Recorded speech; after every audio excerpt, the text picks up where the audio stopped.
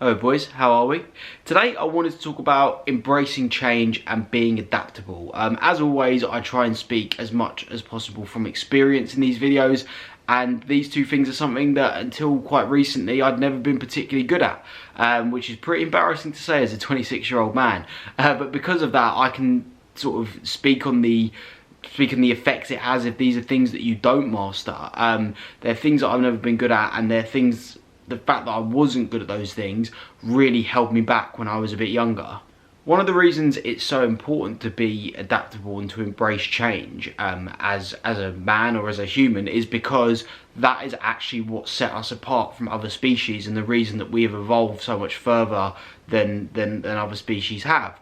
A lot of other species sort of have their very specific environments, and if they leave those environments they literally die, whereas humans are sort of very capable of travelling, moving to new places, going through new things and everything like that. And the people in our race, humans I guess, that are better at adapting and are better at embracing change and sort of don't stick with the past too much and don't romanticize about things too much, those are the people that get to the top, rather than people that are sort of stuck in their old ways their whole life. From a purely paleo standpoint, and as I was sort of saying in terms of evolution and things like that, the guys who are sort of able to adapt and change if the weather's moved, or if there was an avalanche and they had to leave their homes and go somewhere else, those were the guys who survived, the guys that went out and hunted and tried new things and everything like that. And obviously when they're trying new foods or whatever,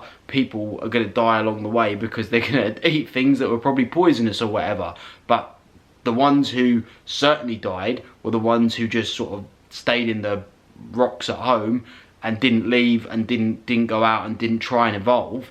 They didn't adapt to any changes that happened, and because of that, when things did change, they weren't able to move with the times. Obviously in this day and age that's not so relevant. I like to hope that no one watching this is still out hunting for their food and living in caves, but in this day and age we still have to adapt, and the people that adapt the best survive and thrive the most, because in a way we've had to change so much, because for humans and because of technology things have evolved so much from when we first came to being, and that's sort of on a very macro level. But even on a micro level, the people that do the best in their jobs are the people that when there's a crisis, when there's a change or whatever, they don't freak out, or they don't sort of just back away and stick with the old way. They confront the change and they adapt to keep going.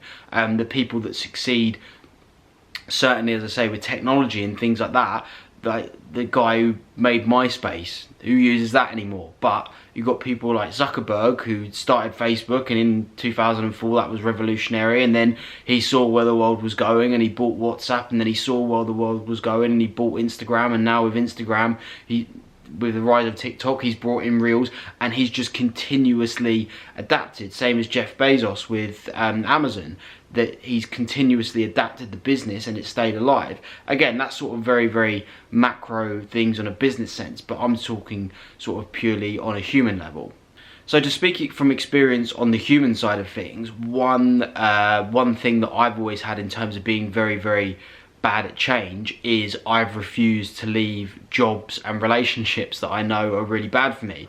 I've been in jobs for months and months, maybe even years, when I've absolutely hated it, but I had my routine, I had everything set, it was all pretty easy, I knew my route to work, and it was even things down to that small.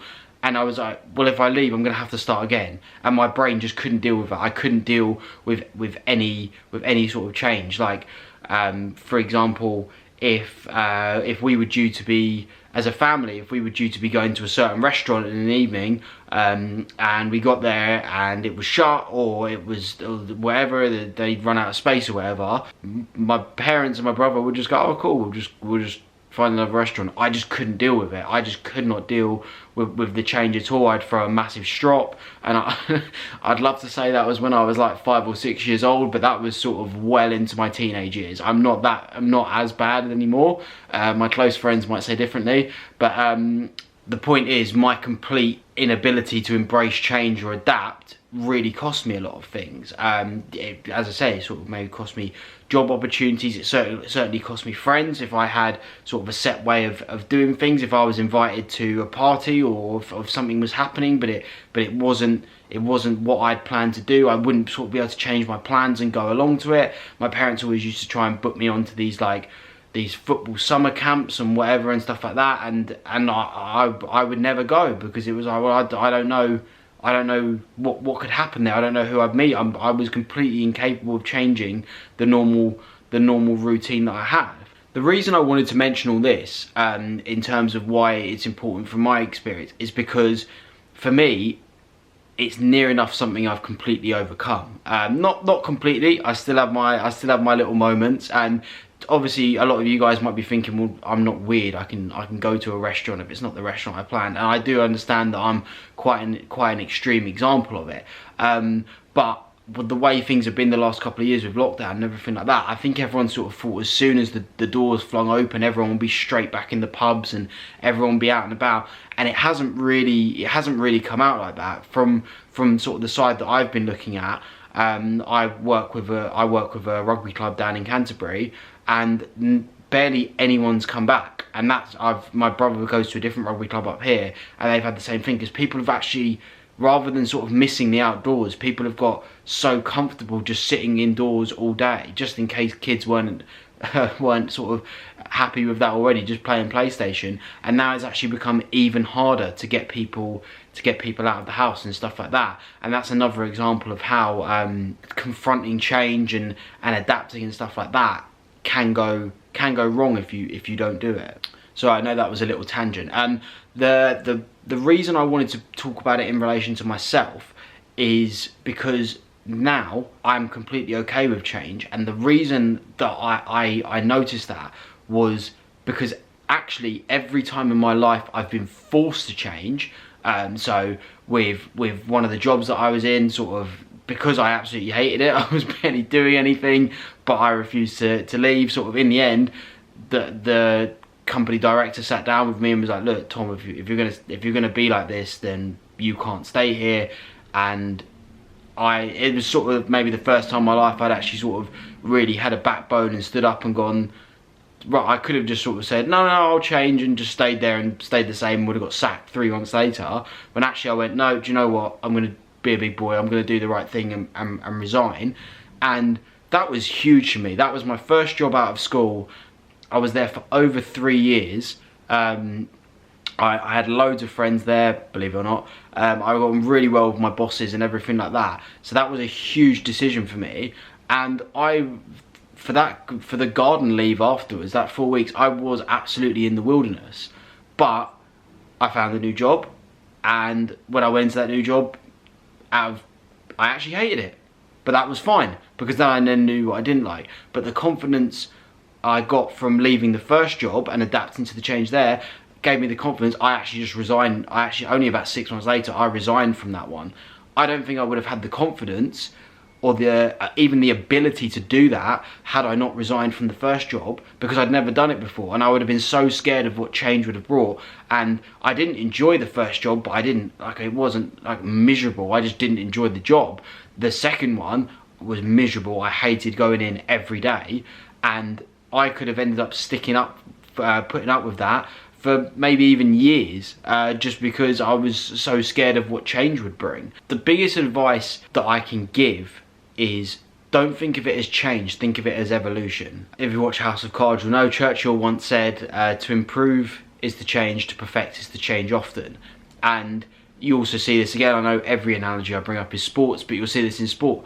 Top sports teams that win everything, mine's for football and things like that, they don't just have the same 11 players who play week in, week out, season after season, because people grow, people get older. The teams that actually do the best are the people that keep it fresh. They might not replace the whole squad, but they might bring in 2 or 3 fresh players. Even when teams go and win everything there is to win, they don't stay the same. They still refresh that team a little bit. And you see the difference between, in English football, Manchester City and Liverpool. Manchester City always refresh, even though they really, if you look at it, they probably don't need to. got loads of the best players in the world. But when Liverpool, it was either when they won the league or the Champions League, it was one of them, the only person they signed was a backup goalkeeper. That was literally it. That was the only improvements they made to the squad. And then after that, they completely flopped because there was no change, there was no reliving or freshness in the squad. And that's really what you've got to do with your life.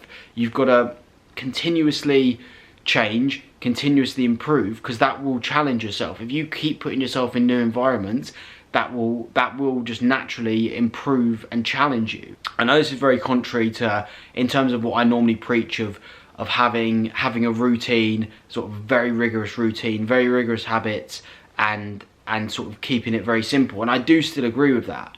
But that's almost supporting further what I say, because if you can keep those routines and keep those habits and keep evolving and keep moving them between different environments, like prime example, if you've got your early, say your routine is wake up first thing in the morning, you have a stretch, you have a coffee, you have water with lemon in it, you meditate for a minute, you go for a walk, or that's fine if you're living. Anyone can do that if they're living at home every day and you're in a safe environment. Do you stick with that routine when you go on holiday? Would you keep that up in the new house, or would you completely shit the bed as soon as you're in a new environment? I know for me, when I was younger, it was the second one. As soon as I was anywhere, even when I moved to my first few weeks at uni, and I'm a big boy, I've moved out before, but my first few weeks at uni, I was all over the place. I wasn't sleeping properly, I was putting on all sorts of weight, I didn't go to the gym, I barely left the house, to be honest, and I wasn't scared or anything like that. I completely was incapable of dealing with the change. I could not bring my new routines over the years. Just from living between uni and home, I also had a long distance relationship where I was forced to move between different locations regularly. Like I said, whenever I've been forced to change, it's gone fine. I've sort of learned to deal with that change and everything like that. Yeah, so to finish up, I don't want to sort of go in circles too much, but yeah, for me, the biggest message that I would sort of send to you guys is, every time I have been forced to make a change or have chosen to make a change, I have landed on my feet. Not always straight away, but it has always gone okay. And I can take confidence from that, from when, if I make a big change voluntarily, or if I don't choose to make the change but something happens, I can look back and go, every time this has happened before, it's not been perfect, but it's been okay. Absolute sort of final example is with this channel. My channel's doing okay. It's not where I want it to be, certainly not for the fact that I've sort of had it well over a year now, and every sort of bit of advice I've got, everything I've watched, has all said every content creator needs to be on TikTok. 2 years ago it was irrelevant, now it is. If you're not on there, you're irrelevant. And I've never even downloaded TikTok. I don't watch TikTok. I was always against it, just because I feel like it's a waste of time and takes up too much of people's time.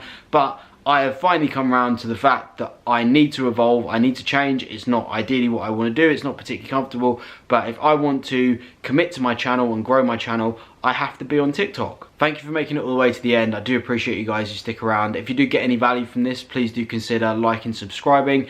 As always, comment any other advice you have below, and I will see you in the next one. Until then, take care, lads.